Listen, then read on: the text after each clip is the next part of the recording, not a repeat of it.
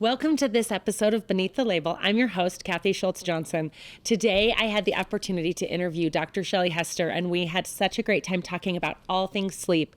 I learned a lot of things that I need to take and put into my daily actions, and I think you will find similar things where you're going to take something from this and find better ways to improve your sleep after you hear from Dr. Shelly Hester and all the great things she has to say.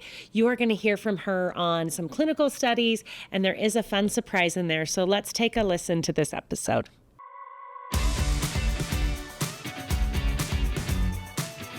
Welcome to this episode of Beneath the Label. I am here with Dr. Shelly Hester, Director of Research and Development for Pharmanex Specific, correct? So for our nutritional line of products.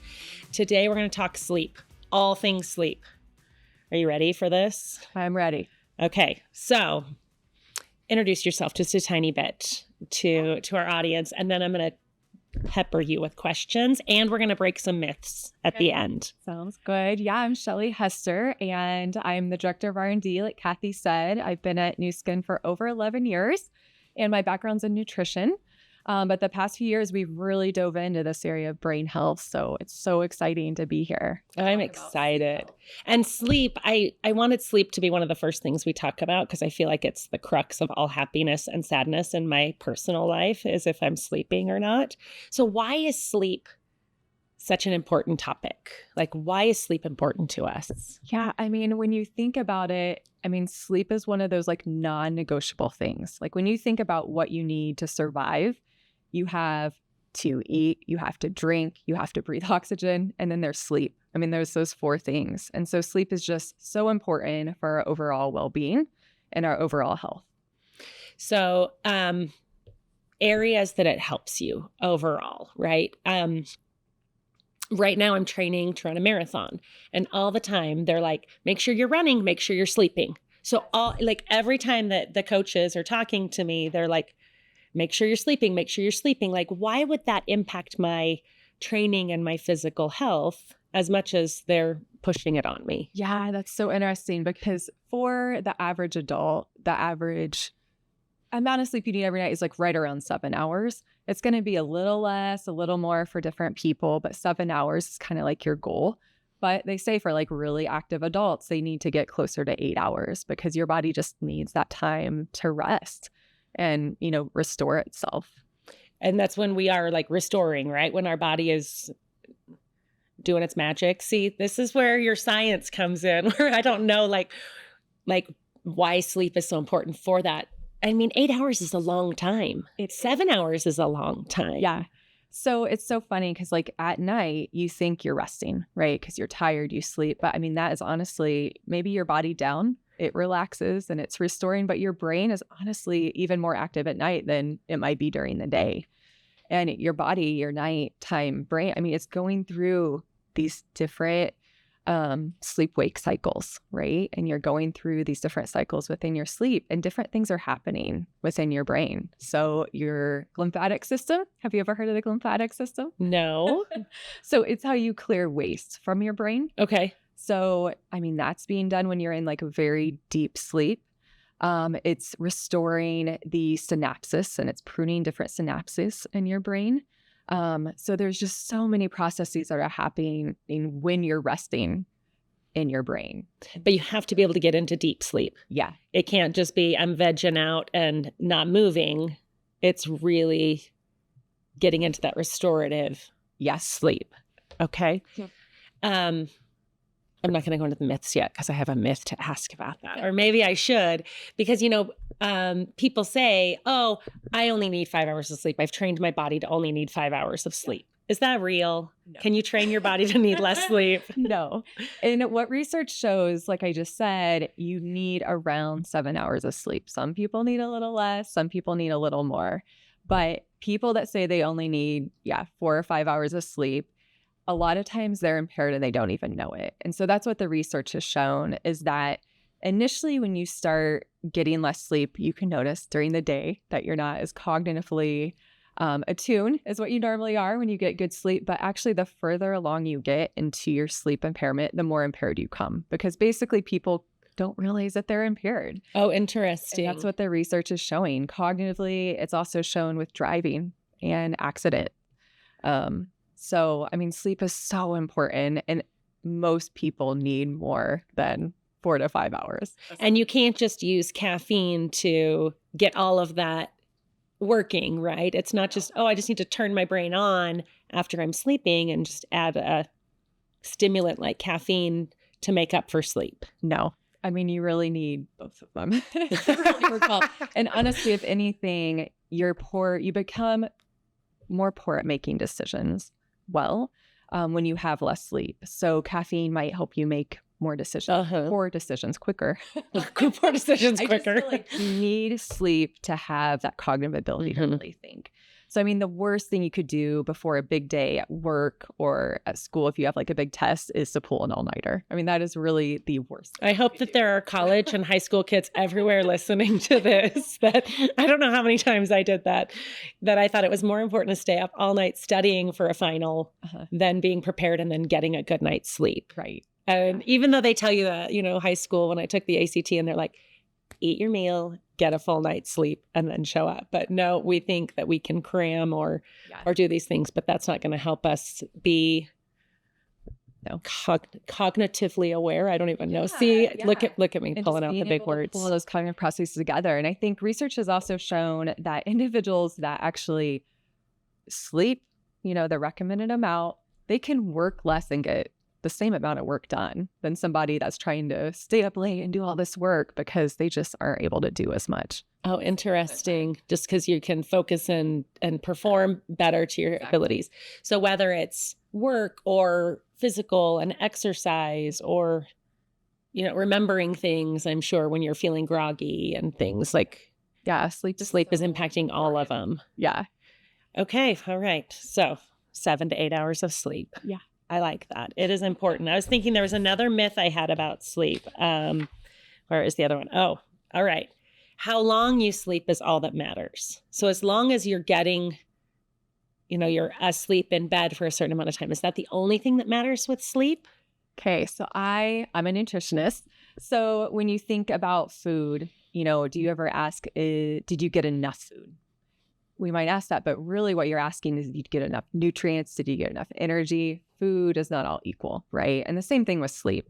I mean, food quality is important. Sleep quality is just like that. So it's not just about it's not just your hours. Okay. It's about what happens during that 7 to 8 hours, right? How well do you fall asleep? Are you able to stay asleep that entire time? How do you feel in the morning? Do you feel awake and refreshed, or do you still feel groggy? So there's all these different things that play into the sleep quality. That's just as important as the amount of time.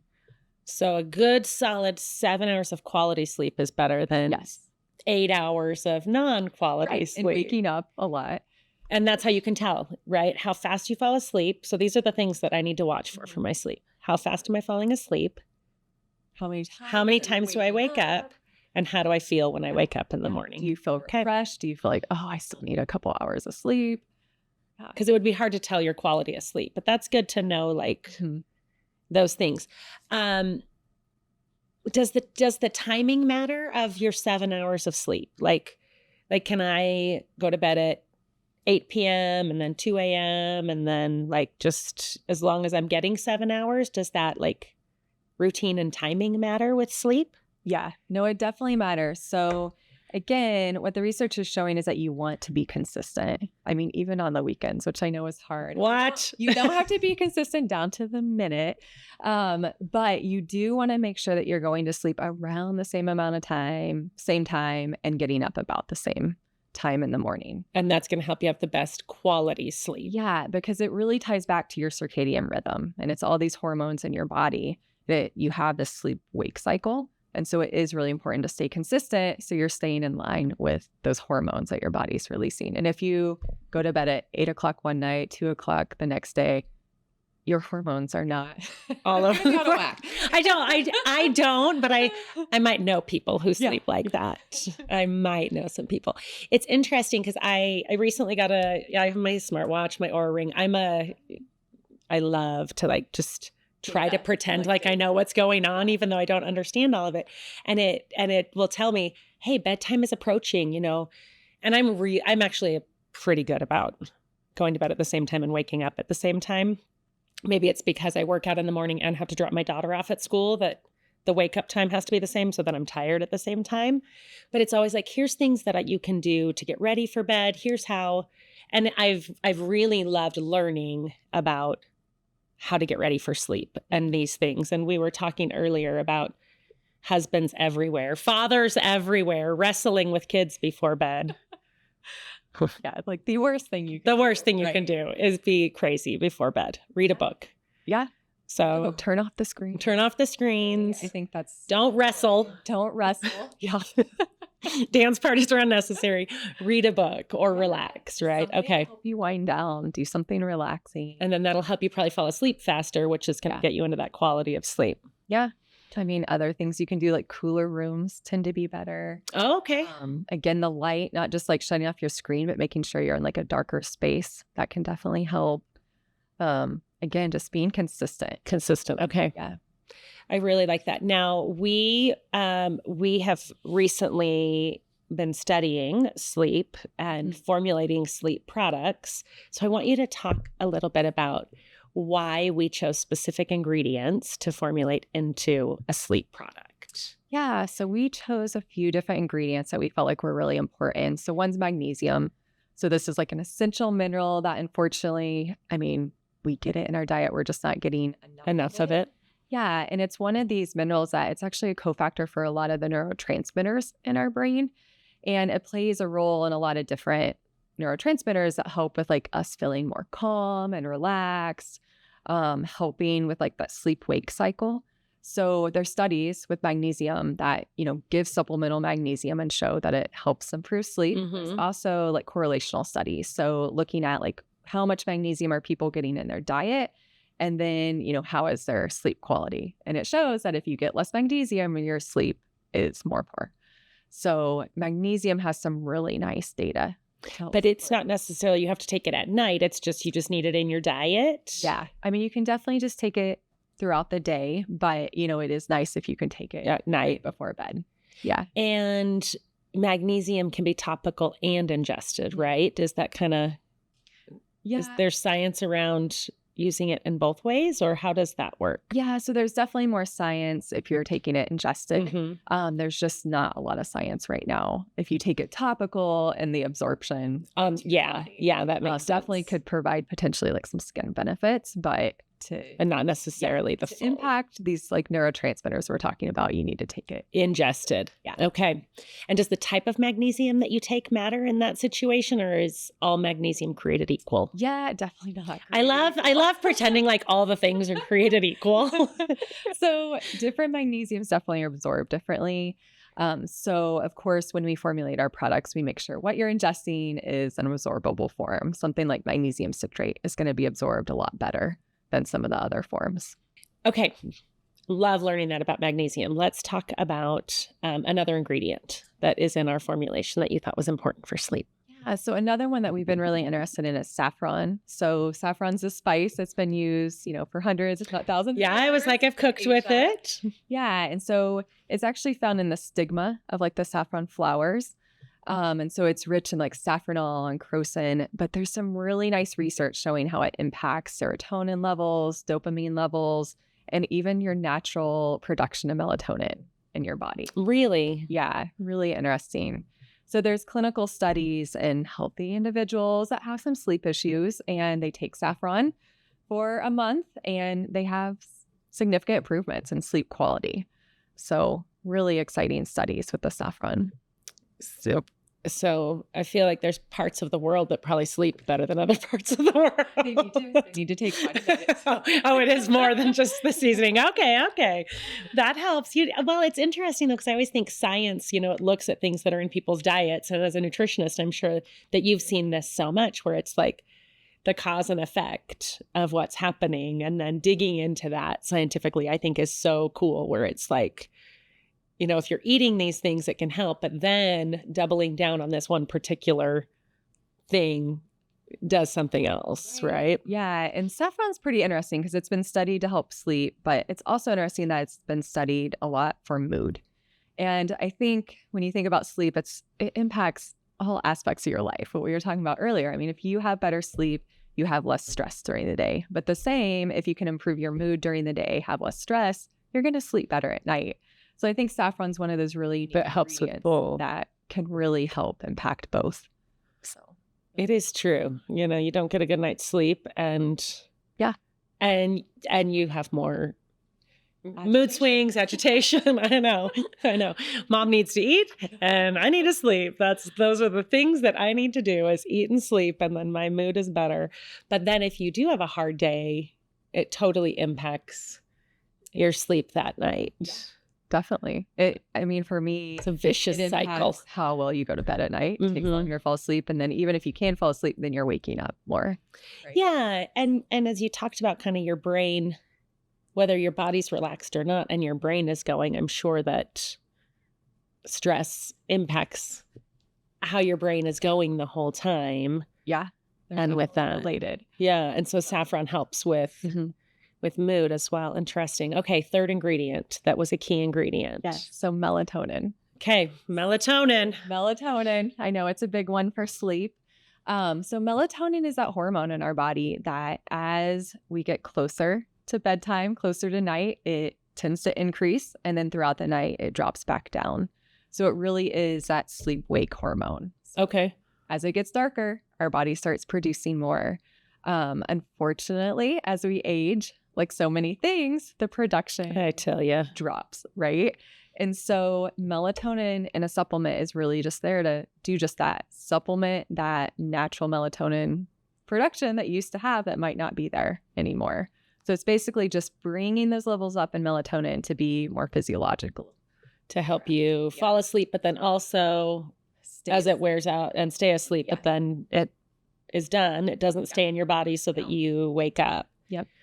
That's interesting. Now there's some myths about melatonin. Yes, a lot. I feel like melatonin has a lot of myths because, anytime we talk about melatonin, people have a reaction one way or the other, probably. So right.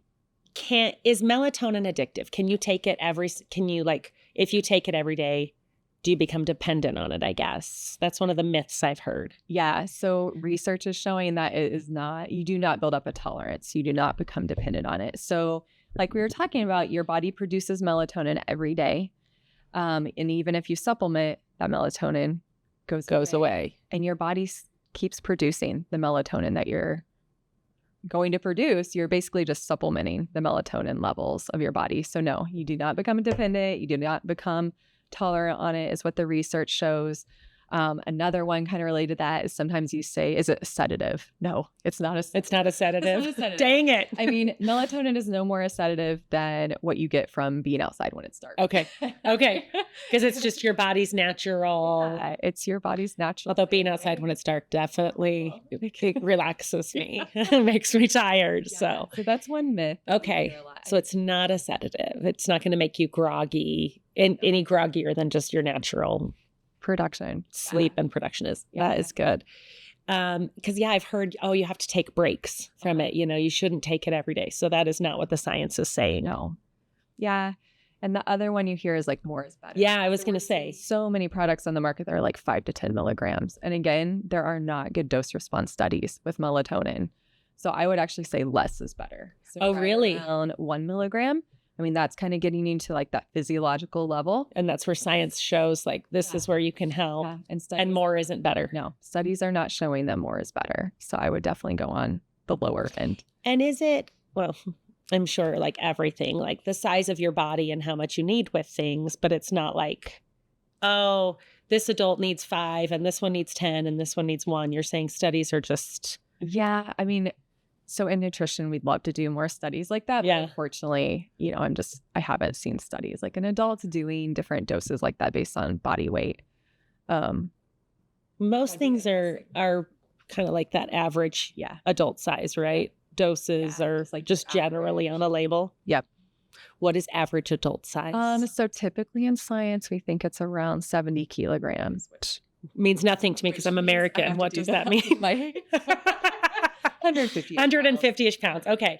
Well, that's good to know though, because when we look at a label and we see like serving size recommendations, nutrition, I mean, that's across all labels. That's not specific to sleep, but that's okay. 70 kilograms. You guys do the math. Yeah. Or you might know it, but around 150 pounds. Okay. Now we know the average adult size. That's important. What else? Like waking up not feeling groggy. Like, I'll take when I travel and I'll do like over the counter or even prescription, like sleep things to help me because I want to hurry and be able to go to work the next day if I'm going over to Asia or doing something. And I do those. I'm exhausted when I wake up in the morning. You feel terrible. Yeah. Why? Like, what is the difference in kind of that? I think it really is just messing with your sleep-wake cycle. Okay. So it's just that. I mean, unfortunately, your circadian rhythm has a huge impact on what we're talking about, like the melatonin levels. What are your cortisol levels as you wake up? Because your cortisol levels, which is like the stress. Yeah. It typically peaks in the morning, which is kind of interesting, right? So your melatonin's going not because you're stressed in the morning, just naturally. That's kind of waking you up in the morning. Yeah. So your hormones are constantly in these different rhythms. They have different rhythmic patterns. And so I think when you go to Asia or these other places on different time zones, all those my body just has no idea or when you have a baby or when you do, we have all these things that make us, that have impact on our lives. What else am I missing? What's the other science? What other things when you guys were researching and studying and doing clinicals, like just not was surprising, but was validating or that most people don't understand about sleep products or sleep in general? So we did do a clinical study on a formulation for sleep, had magnesium and saffron, two of the ingredients we talked about. So we had people take it for a month and we wanted to look, of course, at sleep outcomes, and we had positive outcomes for sleep quality and feeling refreshed and feeling less drowsy in the morning, which weren't surprising based on the published literature on the ingredients, but exciting. But we actually had a dermatologist grade the skin of the subjects in the study because we were interested in kind of this holistic aspect. Like if you're sleeping better, is your skin healthier? Do you feel better during the day? And we showed that skin radiance was significantly improved. So that was kind of surprising that we were able to see that so quickly. Which is awesome. Yeah. Like, and how often do you show up somewhere when you didn't have a good night's sleep? And it's not because you're slurring your speech or you're not walking as fast. People are like, ooh, you look tired, That's the worst, right? but that, you say that and I'm like, oh, how many times have people said that to me? You look tired, and it must be your radiance and just that it shows everywhere. But I love that in the clinicals, that a dermatologist was able to could see the difference. Skin radiance. So very cool. And now I do feel better about myself that on those days that I was tired, my skin just wasn't, doing what my skin was supposed to do. Yeah. My skin wasn't skinning properly. Exactly. Okay. So I feel better about myself in that. What else? Like what other kind of things did when you were formulating and looking at the clinicals, were you like, this is how we can tell that we have hit the mark, that we have done it right? Yeah. I think another aspect with sleep is, safety. I think for anything with the brain, you want to make sure you're safe. But I think that was just like top of mind for us because like what you were saying, sometimes you take these other things. Yeah. Does it make you feel good? So we definitely wanted something that was safe, but also it made you feel better in the morning, makes you feel more fresh, makes you feel better through the day. So I think that was definitely a high priority for us when we were developing this formulation, this product. I love that. And if you're taking a sleep product, do you sometimes feel long-term effects of it? Like, will you always feel that like day one, you feel everything? I feel like when I started taking our formulation, it was kind of day 3 when I was like, oh, I feel really good. Yeah. Is it long-term benefits or is that just because I got good sleep multiple nights in a row? I think it's possibly a little bit of both. I'm like making you prove things that you're like, maybe don't ask me these questions. Well, and I think what the research shows, if we look even at the science of the individual ingredients, there's some ingredients that help, like melatonin. There's data, there's research that, after one day you're seeing improved sleep. But I think for some of these other ingredients like saffron, you need to take a couple days consistently. Okay. Yeah, to improve that sleep quality. So I think, you might notice it just a few days in, but if you keep doing it day after day, you're going to get even better. Yeah. So consistency with taking, the saffron, especially like that one you said, and then people, consistency in when you go to sleep and how long you sleep. Those sound like those are pretty important things to do as like our takeaways on how I'm going to have better sleep is be consistent with your routine and your hours.